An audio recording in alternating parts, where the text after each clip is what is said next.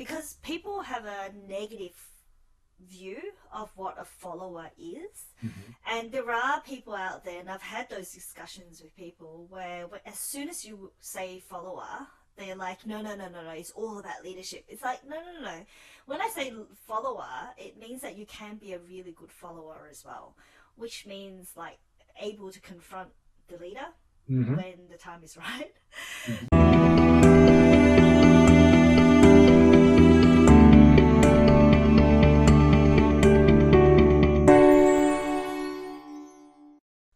All right. Good afternoon, folks.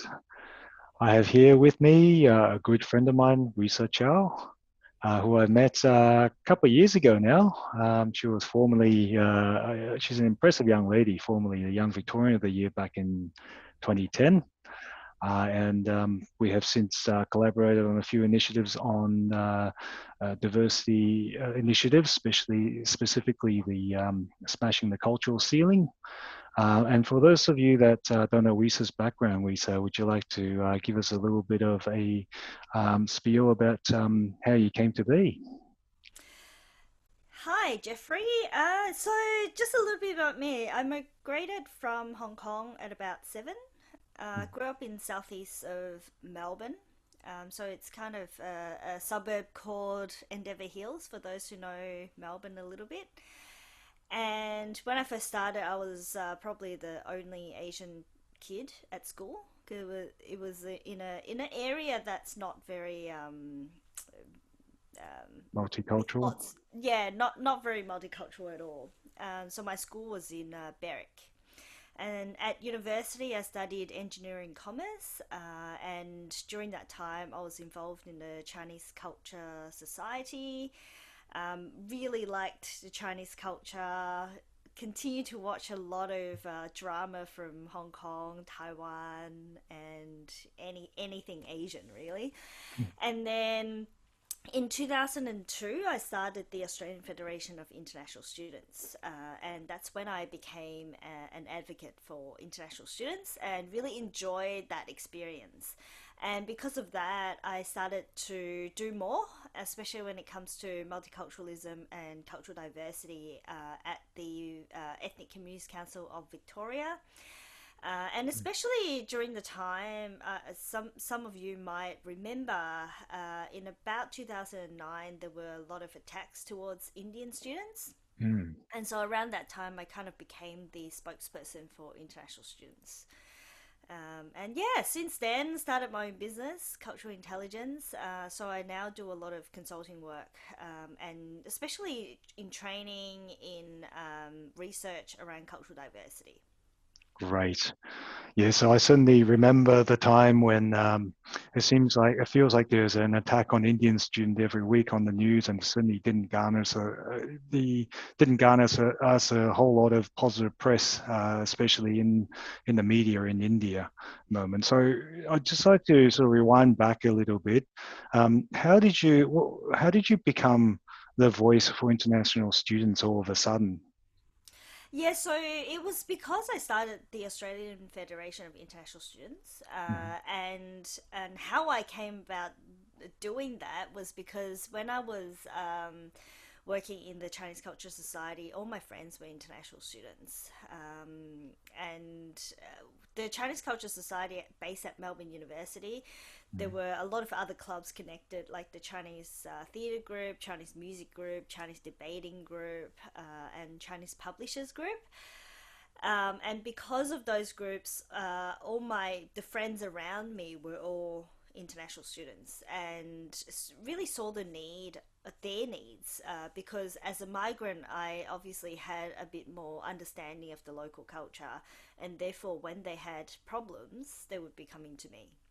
Right. So even though you weren't an international student yourself, because of your migrant background, you sort of straddle both sides. You're quite close to the international students community, and as a result, you're able to speak on their behalf. But there's like hundreds of thousands of international students in Australia. How come the media came to find you as a person that can, as a spokesperson that can advocate on their behalf? Well, I there was one event that I attended, and that was in the town hall. And I remember just going in there, looking around, and I was probably the only younger person. And it was a discussion. I can't remember what the topic was, but I remember as they were discussing a lot of things, they didn't really consider international students, and they really didn't consider culturally diverse young people either. So, because of that, I put my hand up and actually spoke about the issue. And I remember at the time, because I was still fairly shy as a Asian woman. Um, I was actually writing down on my piece of paper what I was going to say, and did my thing. And then by the end of the event, there was a journalist that came to me afterwards and said, "Hey, would you be interested to come to my radio show?" And it was on ABC, and I'm like, I said yes straight away without really thinking, oh, all the preparations that I needed to do, all the other things that I needed to do. But at the time, I was involved in community radio, so I have experience in radio. It's just not on the ABC, because people who've been on community radio would know the production is a lot more, I guess, less professional. But then, yes, that gave me, helped me become a bit more confident with the microphone. Gotcha. So, and so it is a bit out of character, I suppose, how you got started, but I suppose you had a sense of mission at the time. There was a strong message that needed to be heard, and clearly there was a voice that was missing in that room. And Yes. I think I can certainly identify with that experience where I feel like there are definitely voices missing from particular forums that, you'd be missing a massive a large chunk of the community sentiment if you did not speak up. So, so you almost have a bit of baptism of fire in being invited into the media, and one such as the ABC, where you're almost expected to have some level of media training in order to articulate yourself.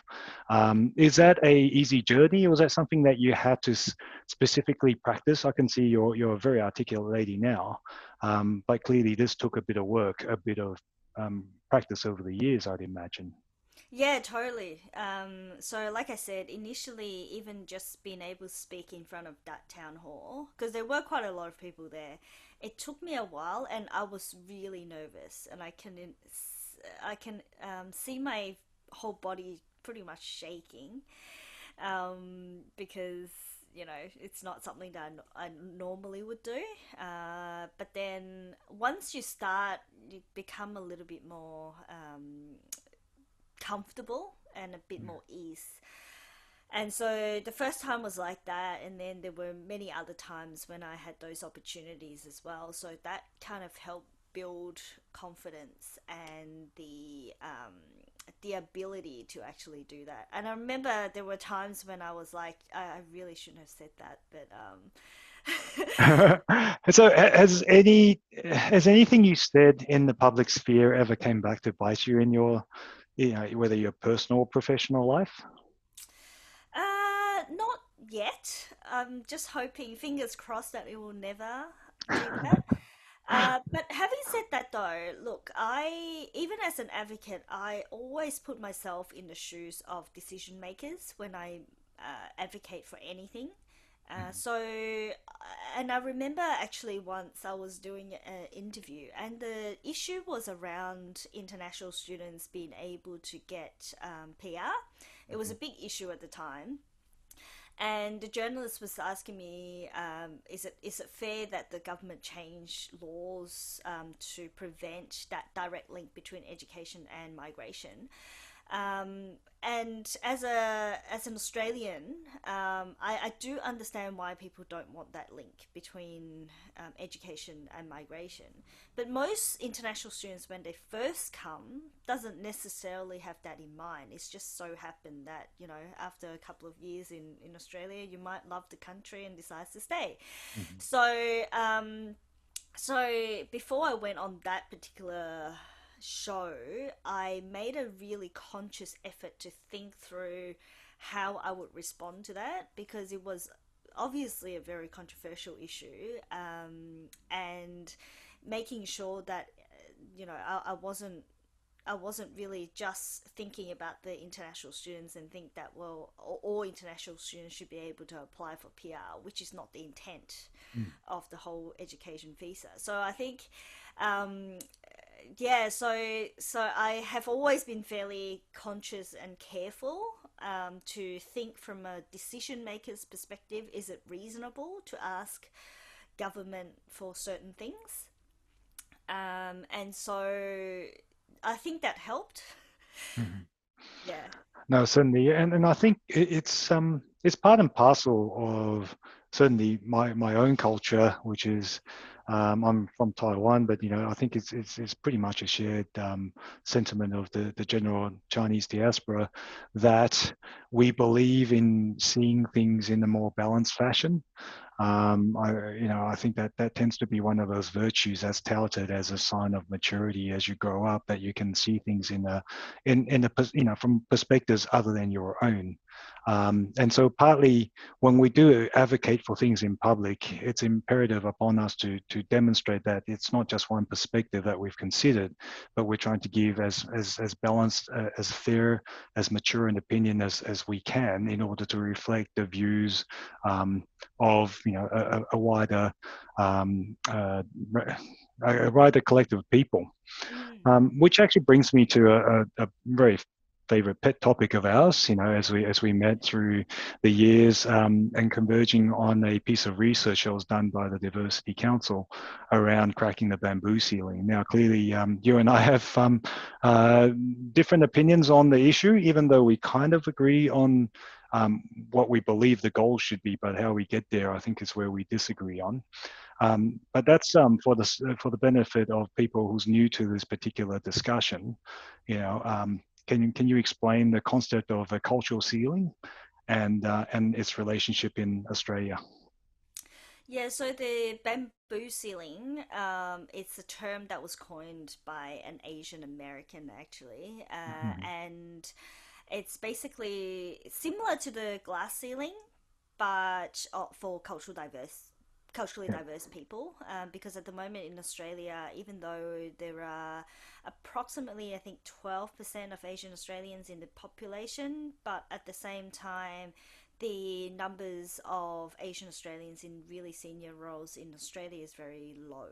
I Mm. think it's like 1.4 or something like that. So when we look at that difference, we see that, well, Asians, as we know, do very, very well at school, especially in year 12, Mhm. but yet they don't necessarily become senior leaders in Australia.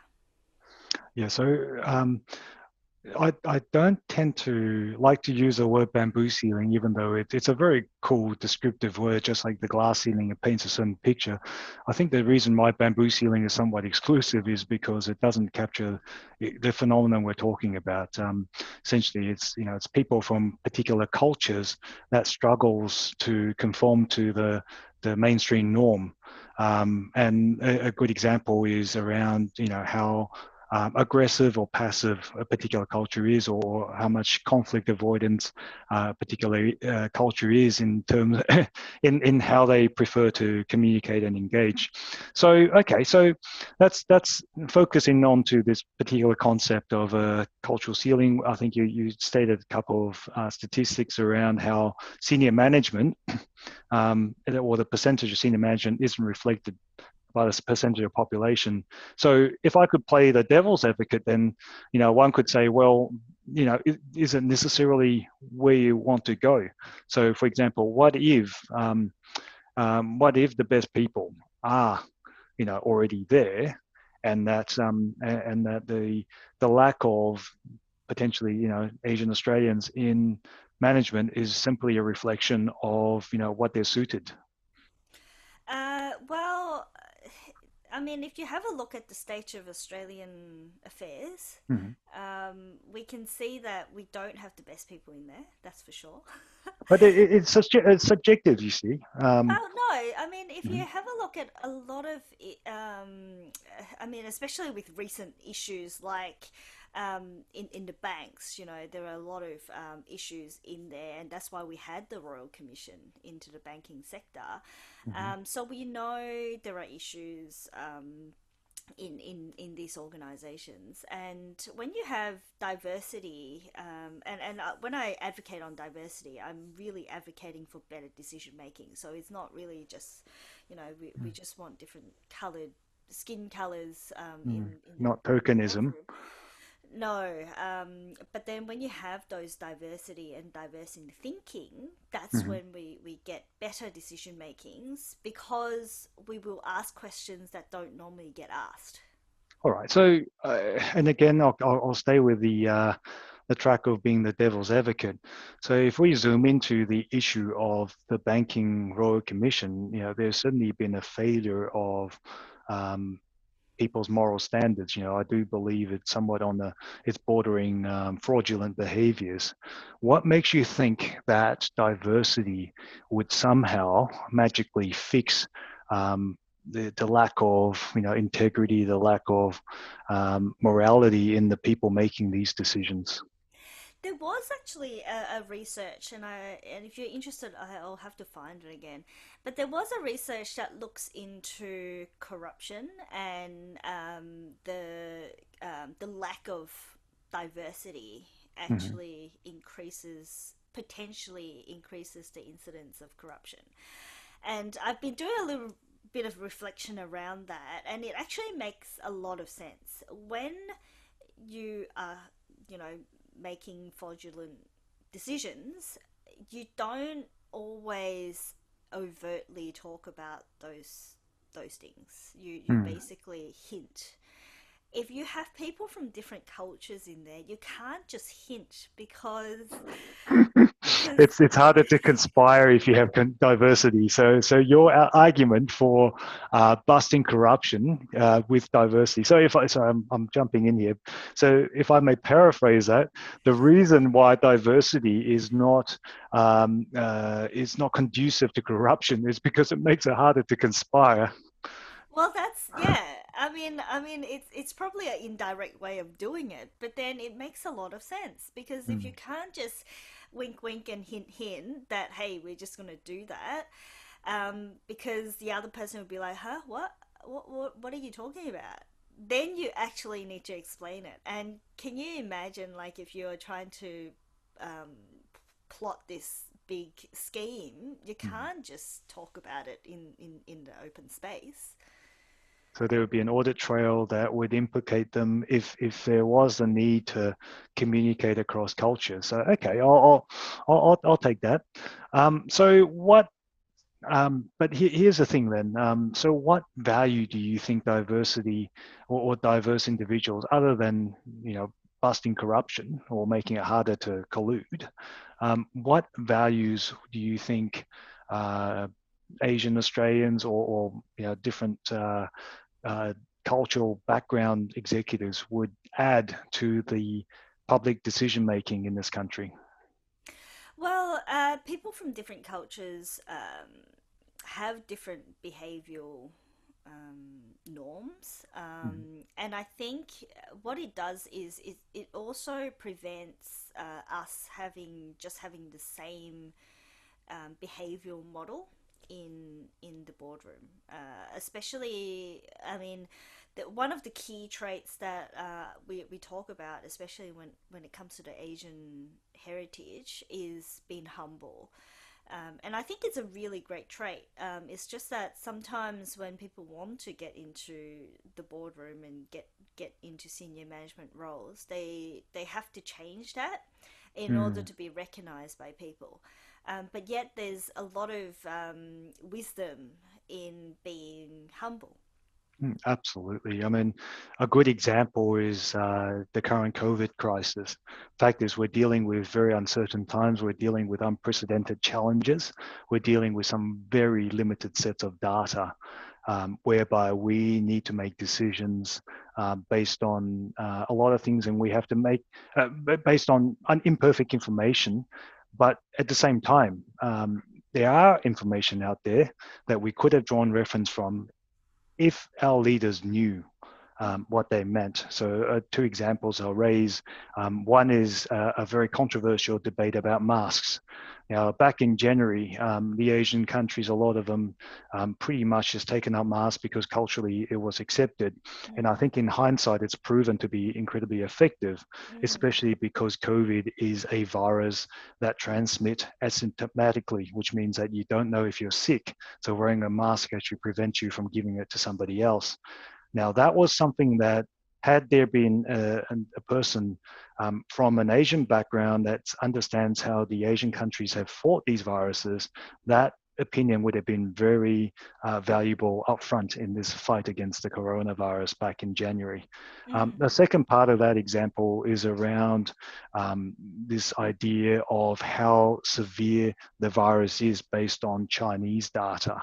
Now, we know that if China shuts down a city of $11 million, they don't do it because they're embarrassed. They do it because this is a existential threat um, to them, right? So we should have never ever taken COVID lightly based on that cultural knowledge alone. And yet I feel that most of the Western world were kind of just sitting on the side to see what happens instead of actually jumping straight into action and start preparing. And in fact, the one country that did that, which is jumping into action, was Taiwan. And the reason Taiwan did that was because Taiwan knew that this thing was going to be serious. And so, again, the inference I draw here is that had someone with that knowledge of China were sitting around the table in the senior around the senior bureaucrats that were advising the government, or the government itself, then they would understand that this pandemic was always going to be the biggest news item of 2020. Like, we knew this back in January, and yet it took us up until March until I feel like we've really started to take it seriously. So, I mean, herein lies two particular examples, which is so clear to me in hindsight, how important having that diversity around the leadership, and how much it could have actually saved us had we been able to tap into that knowledge back in January. Well, yeah, that's exactly right. I mean, we actually had some of these, I suppose, preparation time. But then because we kind of saw it as, oh, it's just China, or it's just happening in Asia, it's very far from everyone else, and so Mm. therefore we didn't really take that seriously. And there's an element of arrogance, isn't there? You have this idea that, well, it's China, and China is expected to be this third world country that must have bungled their response. We wouldn't do this, we wouldn't make the same mistake. I mean, that was kind of the sentiment that I'm getting from the media.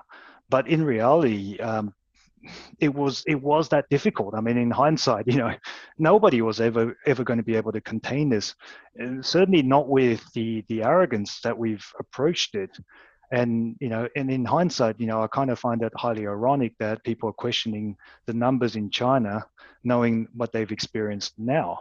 Mm, And I'm not one to. In fact, I simply wouldn't know whether these numbers in China are reliable or not. But one thing I do know is that they don't shut down the city for no reason. yeah. So, and that is the value of cultural intelligence, in my opinion. Mm, That could be very valuable to the most senior levels of decision making. So, mm, one thing I want to zoom into in terms of what you said before around what it takes to get to leadership in this country, specifically Australia. And it almost feels like you have to be this alpha, aggressive cage fighter to to sort of emerge as a leader in this country. And we tend to look for these strongman leader types. What do you think of that particular idea of how we decide what good leadership is? Well, I mean, if this is, if we look at leadership in that narrow way, what we're basically doing is a lot of people that could be in those roles misses out. And when we talk about misses out, it's just not the individual that misses out. It's actually the whole organization or the whole country that misses out. And so, and I was reading the biography of Penny Wong, and in her in the description, she at the time when she was pre-selected to become a senator, she had a partner that helped her do a lot of the networking, especially in the Labor Party. You do a lot of that in the pub. So I mean, you don't really see Penny Wong as a person who would be, you know, spending all her time at a pub. No. She'll probably go, but then it's not something that, you know, you'll see her do every day. So, but then I was just reflecting on that. If it wasn't for that, we would actually be missing a really good shadow minister in Parliament right now. She's one of the, she's now recognised as one of the biggest and most competent politicians in Parliament right now. So that's actually what we'd be missing out if we don't recognise her skills for who she is, and relied on the alpha male model of leadership. What then happens is she wouldn't be in Senate right now, Mhm. and we'd be missing out on you know, brains that can help us move forward in the, especially now in the new era. Well, I definitely agree that she's one of the top performers in terms of politicians in this country. However, I would argue that she's pretty much, you know, she's a cage fighter. She gives it as good as they get, and she's certainly not typical of a person of her background. You know, being Malaysian Chinese, I believe that that's her original ancestry, right? So if you take an average Malaysian Chinese person, they would certainly not be of the toughness of the. I mean, certainly they could have the intellect, but certainly not in Penny Wong's. You know, she's incredibly assertive and incredibly powerful in how she acts. You know, and I kind of feel like, well, are we missing out on potential talent because we can only accept those on the extreme end of that dominant scale, and not, you know, have enough of the people from a more introverted, in the more you know, less aggressive, more conciliatory type of people that, you know, potentially could be just as talented in terms of their policy formulation, just as talented in terms of their ability to make good decisions. I mean, I do wonder whether Penny actually had to develop all that herself, even though it Mm. may not have been her natural way of doing things. Mhm. Although she's, like you said, she's very, very good, especially when it comes to negotiation. Very, very tough negotiator. Um, Mhm.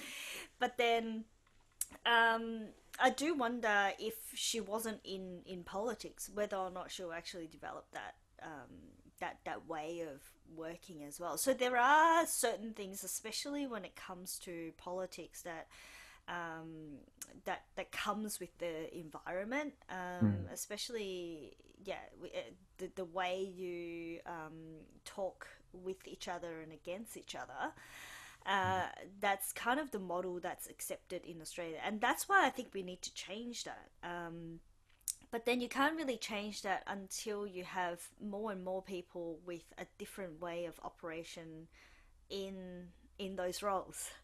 Mm. And that's why I think, you know, if we really committed to changing that, we will need some really good leaders to help some of these people who don't necessarily have those certain behaviors to Mhm. actually get there first, and then you might actually start to see change.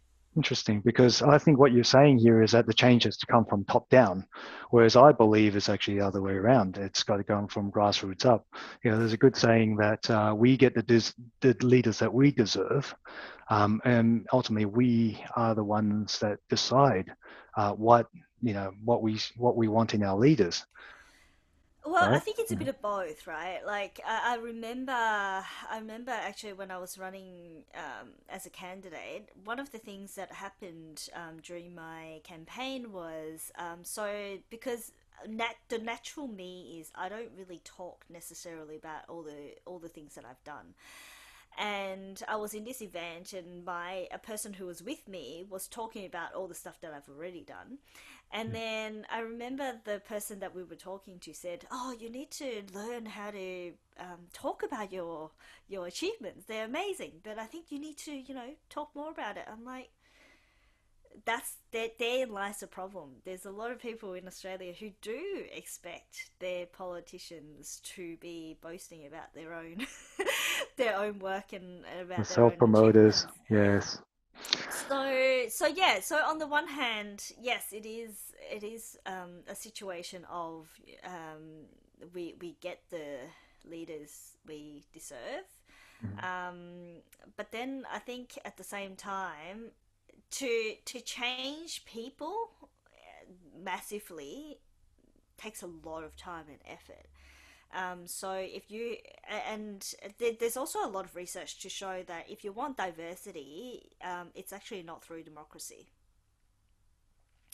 Okay. Funnily enough, yeah. I think we might have to park that one because that might be one of our fundamental differences of beliefs. But that's partly. I think you raise a really good point around humility and the need for self promotion. Let's just park that one for a minute. Let's go back to the the definition of what good leadership is, right? Because what I'm finding is that in the Western model, it tends to be of a particular type. You know, when we talk about a stereotypical strongman leader or stereotypical, when we talk about a leader, we tend to think of a particular stereotype in terms of what that looks like. You know, it could be someone who's extremely slick, extremely presentable, great sort of, rah rah sales guy, very aggressive negotiator, and this particular model of what defines as good leadership is very different from another set of what was defined as good leadership when I was growing up. And so when I was growing up in Asia, I was taught that a good leader, you know, is one that understands how to build consensus. It's about the art of diplomacy. It's about resolving conflict. It's about understanding others and bringing others together. And in fact, one of my childhood heroes, Bruce Lee, said, it's about the art of fighting without fighting. And that kind of just out describes the Eastern philosophy of conflict avoidance as a sign of maturity. And unfortunately, as I've grown up, I realized that all these things that we regard as virtues or good leadership in the East is seen as a bit of a sign of weakness in the West. And in fact, I had someone complain to me about a particular Asian leader as someone who's being passive aggressive because of the way they go about, generating consensus. They don't like to go straight in and, have this frank and heavy conflict-filled discussion. Yeah, I think, I mean, and this is where I think balance comes from, Mm-hmm. because I think that there are, I guess, positive traits of being assertive, but assertive doesn't necessarily mean aggressive as well. So, being assertive and be able to open conversations is a really good skill to have. But like you said, I mean, the Eastern model is about the diplomacy and the art of fighting without fighting. And Mm-hmm. I think that is the aspect that we don't view Mm. as a leadership quality. And I mean, if you think about the West, we think passive being a bad thing. But in the East, it's actually not a bad thing to be passive. Mm. But it's how you use that passiveness. Obviously, when you become passive aggressive, that's different. But if you're just passive because, you know, time can sometimes take care of a lot of things. Hmm. Time can actually take care of a lot of Some fights you don't need to have, and they'll pass you by. I understand that one. Sometimes the fight delayed is it's a fight won kind of thing. But I prefer to use words to describe leaders, rather than passive, which has a negative connotation. I rather to use words such as being calm, collected, and considered and measured in their response. These are the sort of term that really describes the leadership qualities we're looking for in the East. hmm But I actually do believe the value of that is universal, right?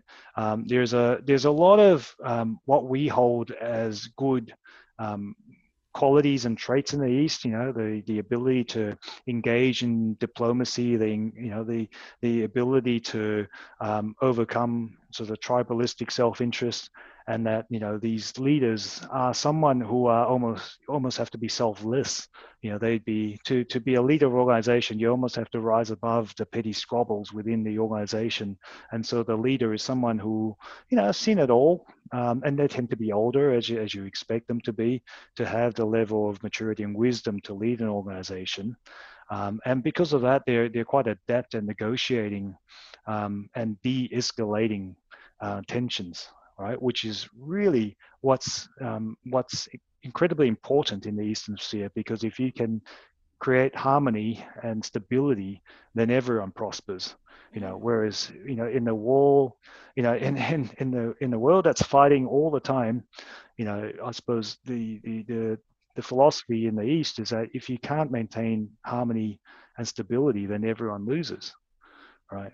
But and that ironically, these are the sort of things that were drummed into me through little novels and literature and stories when I was young, and I just assumed these were good. These were good things to pursue. Mm. Yeah, but it's never really talked about in the Mm. West. Now that I've now that and now I had the opportunity to reflect. Hmm. Yeah, and I think Western media loves those fights. Mm-hmm. They would, uh, I mean, it's their job basically to go to different people and try to find a line that fights against the other person. And so you create this fight, and sometimes you do wonder if it is just the media creating that fight or there was actually a fight going on. Mm-hmm. Um, Oh, and certainly, because look, and unfortunately, that there's something much bigger going on in that world, whereby the old model of the media is completely disentangled. They no longer have a business model similar to what they had before. So journalism is no longer journalism. It's all about creating clickbait, creating eyeballs and attention. That's the attention economy. But the best way to do that is to have things which incite anger. And so, yes, you're right. Like they're almost like trying to force us to get angry at each other so that they can sell more papers, really, isn't it? yeah, Mm, I mean, if you think about whatever they pull out from people's comments, it's usually that one line that's sometimes taken out of context, sometimes it's not, but mm, sometimes it is. And when it is, and I've seen it happen. I remember actually being in a event that was organized by it was about the Indian international students incidents, and people were. I remember the Victorian police commissioner at the time said one line. Like, it wasn't a line, it was actually a whole paragraph and just explaining things. And if you were in the room, it would make perfect sense that he said that line. mm. But then when it was reported, it actually sounded racist. Right. Okay. Yeah, and So I they're was trying to like, create something out of nothing. yeah, pretty much, pretty much. Mm. And I remember as soon as he said that, all the journalists around me was going like this.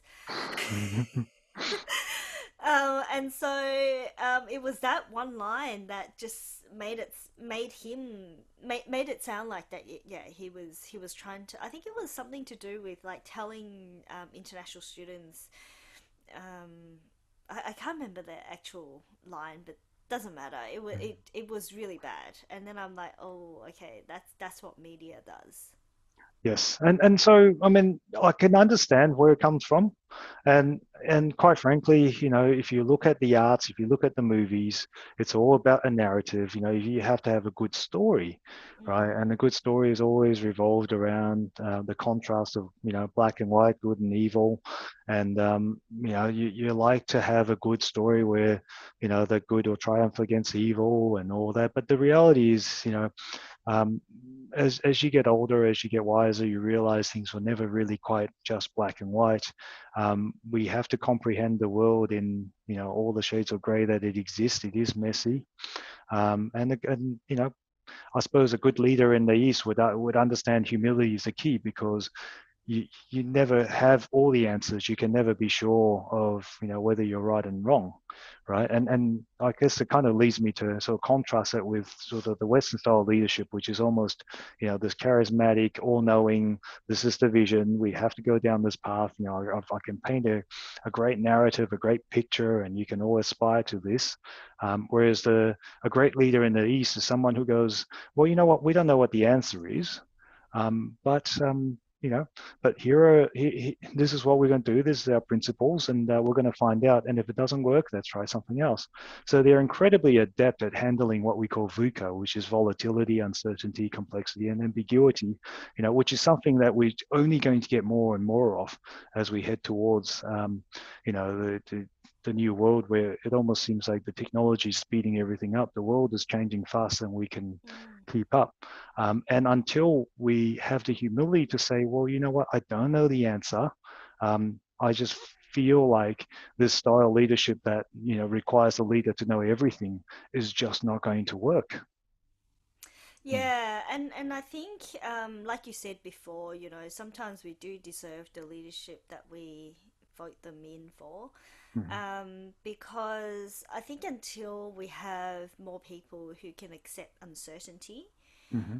especially, I mean, just COVID is the perfect example.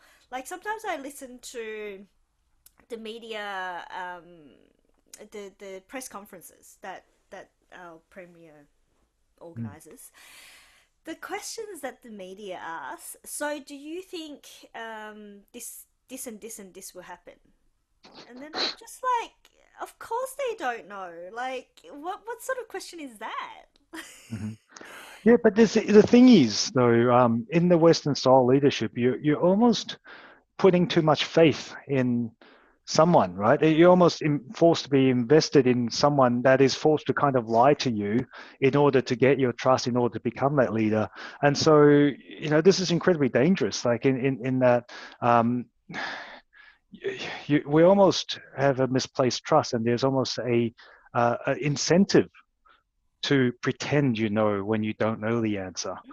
And look, I get that it is incredibly contextual as well. So leadership is all about the relationship between the leaders and the followers, and the situation determines what style of leadership is good. And quite frankly, look, I believe that this would have been perfect during wartime. So, for example, Churchill, during the darkest hour, he painted a picture, a narrative, a resolve. Does he know he's going to win? Of course he didn't, but he had to. And when he painted that picture with a resolve, he inspired the people to follow him, and fight through the darkest hour until they won. So I understand there's a room for that particular style of leadership, Mm-hmm. but it doesn't always work, especially in times of uncertainty. Mm. And I think that is why we have to really examine this concept. And as much as we like to think about leaders having the answers, right? I think one of the things in the West we don't think about enough is the role of the followers. How good are we as followers, right? We got all these studies. You go in HBR, you read all about people who are leaders, and yet we almost have next to well, very little literature on followership, and I I think it's very much a field that's not very well understood at all. Yeah, so I when I was doing my PhD, still finishing writing off my PhD, but Mm-hmm. when I first started, I did look into the literature on followership. Mm-hmm. And it was interesting because I went to a international conference on leadership, but then there was one stream that looks at followership, Mm-hmm. and the whole discussion was basically about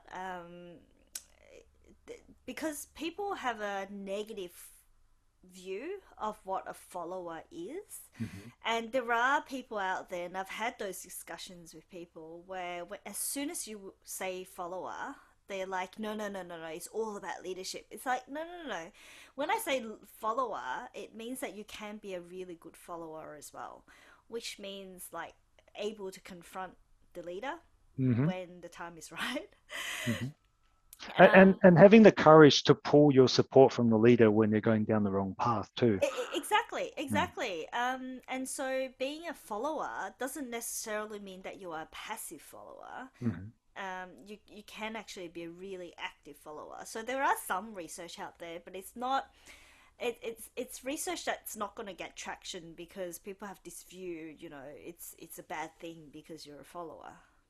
Yeah, and maybe that's something that we need to start challenge the assumption of. I actually believe that well, there's a good video that went viral a couple of years back about the leadership lessons of a crazy dancer, and what was happening was that there's one guy that was dancing funny, and it was not until the second guy that joined him that everyone else, became a crowd and followed a movement.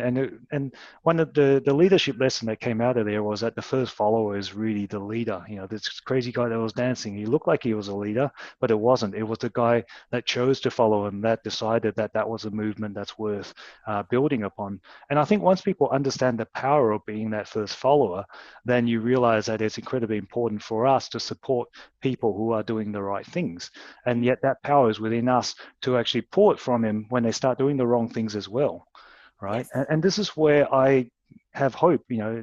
Like you said, things may have to come from top down, but I believe as followers, we have incredible power to do this from bottom up. There's 1.3 million people of Chinese heritage in Australia, and I think that there's some really solid inbuilt values there to start influencing some of what we think about as defined as good leadership. Start with humility. Well, I think there's a lot of power if we can do both at the same time, both having the people power, but Mhm, also having change from top. mhm, That just fast tracks the whole movement. mhm, When because if you have leaders who are not listening at all, mhm, then regardless of what you do, it's not going to change. But then at the same time, we definitely do need to start movements with the people, which is having Asian Australians to really think through who we actually want as a leader in mhm. Australia. Do we? I mean, sometimes we do that ourselves. Like we look at Western people and we think that they're a better leader than Asians ourselves. Like it's one of those biases that are drummed into us even as we were growing up. So Mhm. we also have to do our work on ourselves to make sure we don't do that. Because when we start doing that, what we're basically doing is saying that we are not a leader ourselves. So we're actually preventing ourselves from being a leader by saying, well, if I watch you, for example, Jeffrey, oh yeah, Mhm. Jeffrey, he's the Asian that can't be a leader, then I'm actually doing that to myself as well. But I think it's got to come from humility. So the awareness, right? So, for example, um, for the longest time, I thought humility was well. Actually, I started off thinking humility was a great virtue, yeah, and a great asset for a leader. And then for the longest time, because I spent that, in the Western sphere and not realize, and I just started to doubt that fact. And in fact, I believed otherwise. I thought of humility as a sign of weakness, as a lack of confidence. Um, but then I guess the journey sort of took me all around back to where I started. And that's when I realized that humility is a great trait, but it's contextual upon the situation, Mm. right? So it's about being able to almost master the different ends. Understand who your followers are, understand what the situation is, to know which style of leadership would become most effective. And I think it's important to rather than advocate a certain style leadership as being um, preferential. What we need to do is to articulate the value of the different styles and what they can bring to the table on top of what you already have. So what we already know is the Western style leadership has got us this far, right? There must be some value to it in order for us to get here. So I'm certainly not saying that there's no value in that style of leadership, but I believe we can complement that with the Eastern style and the Eastern traits, and you almost have the best of both worlds if you know how to mix and match. And I think that's the art, and that's the value that we have to articulate to the greater Western sphere, so that they can. It's not a case of, hey, it's get off the stage, it's our turn now, because that's completely the wrong message. That's completely the wrong approach. And in fact, we are going to go backwards if we try to do that. The message that has to be, you've got us around the table. Together we can make it better, Mm. right? And I guess that's where diversity comes from, right? Like you Mm. can't just have one style. And I would do exactly the same thing in Chinese organizations and say, you guys need diversity, man. Yeah, and clearly, look, and again, I'll take COVID as an example. I believe that the Western style of directness and transparency would have really spared, and potentially give us a chance of, quashing this virus at the source, Hmm. right? Where the Eastern style has failed is this inability to sort of confront the problems in a timely manner, in which case was an incredibly costly mistake.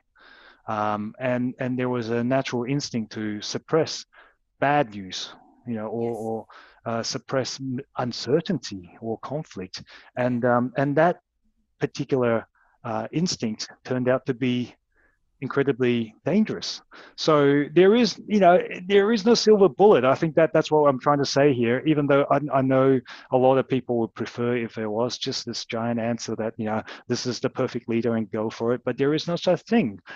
What we're trying to say here is that, look, because our world has become more complex, we need to draw in everything we've got and then work with it to be, to maximize our chance of success, Mm. right?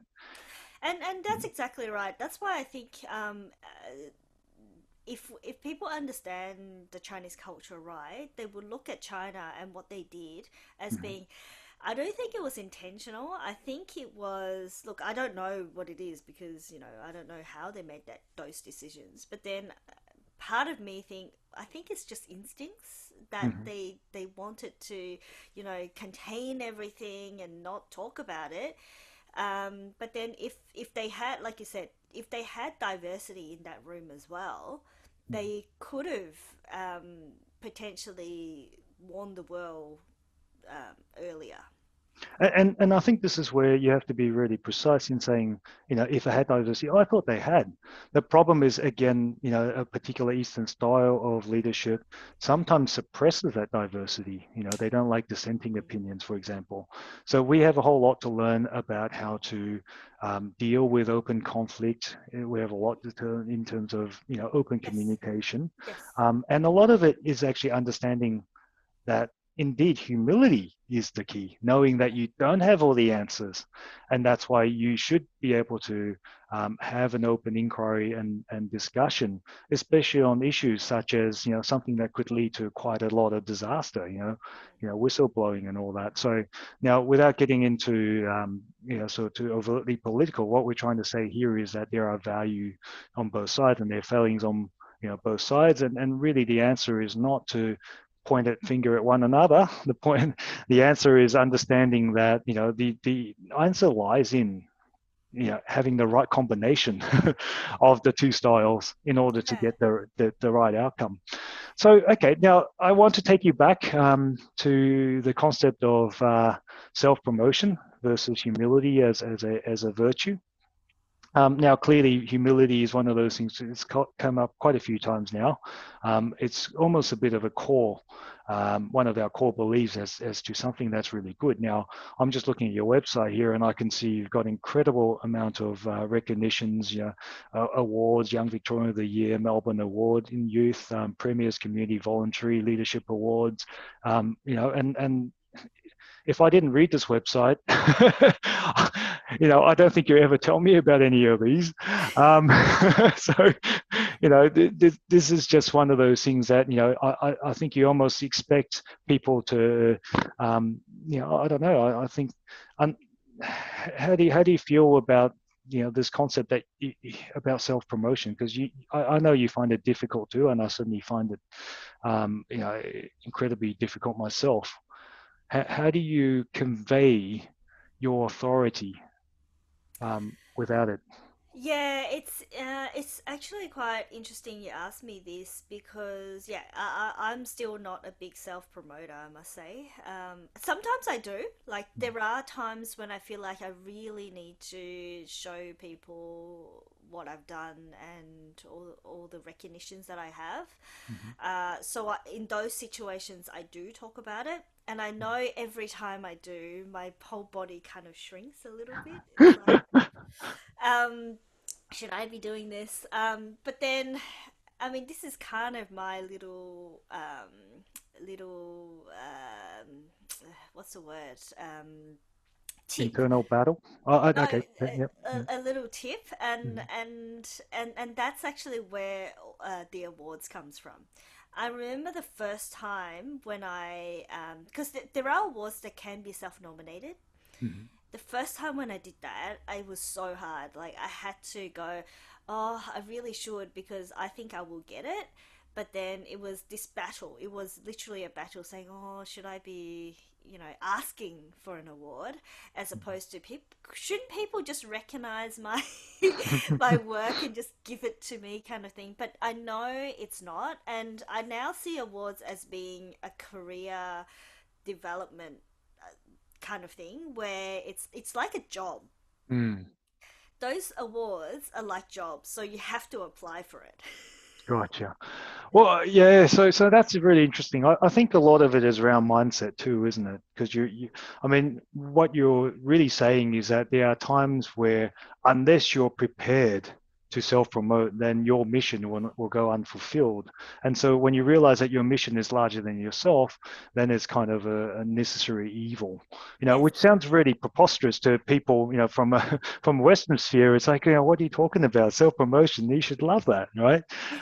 It really does take one, you really have to live amongst the Asian society to understand how excruciating it is for us to talk about, blowing on trumpets. But that is the case.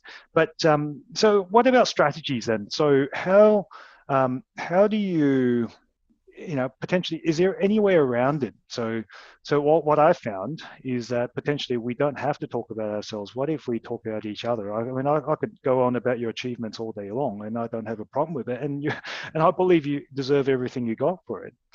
Um, Yeah, and I think that's where we can start to change that for ourselves. Because I mean, there will be people who are able to develop the skill of self promotion, and that's fine. And I think they should.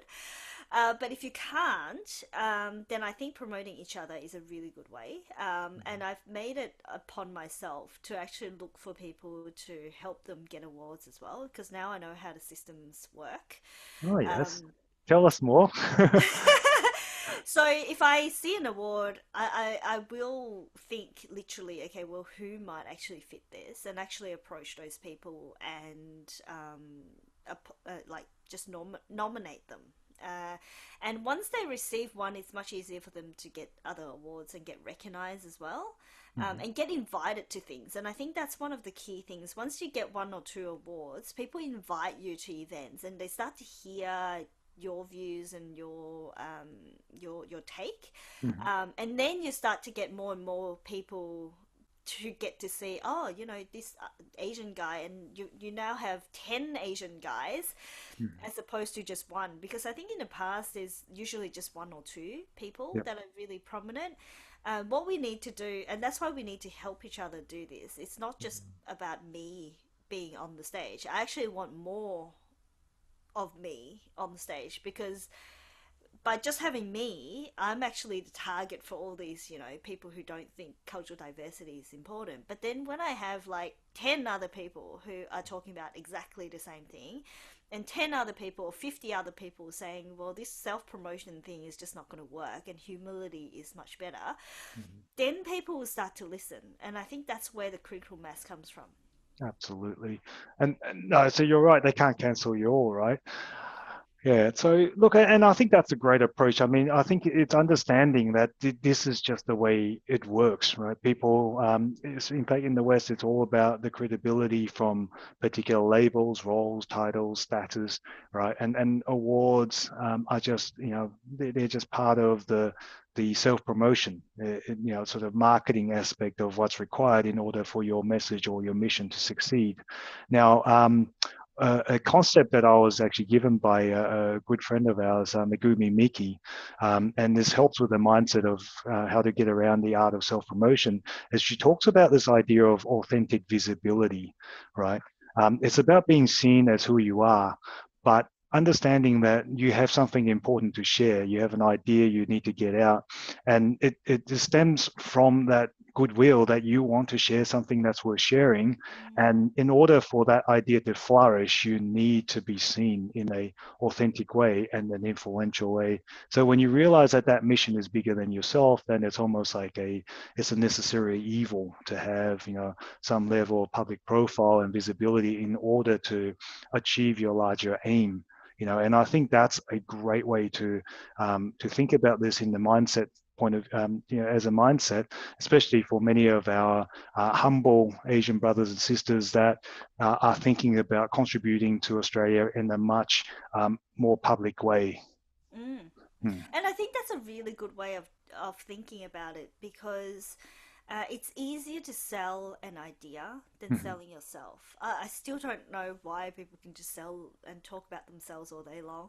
Mhm. But if you're selling an idea and you just happen to be the vehicle in which you do through, that's when you start to be able to do a lot more Yep. and be more comfortable being in the spotlight as well. Yeah, I absolutely agree.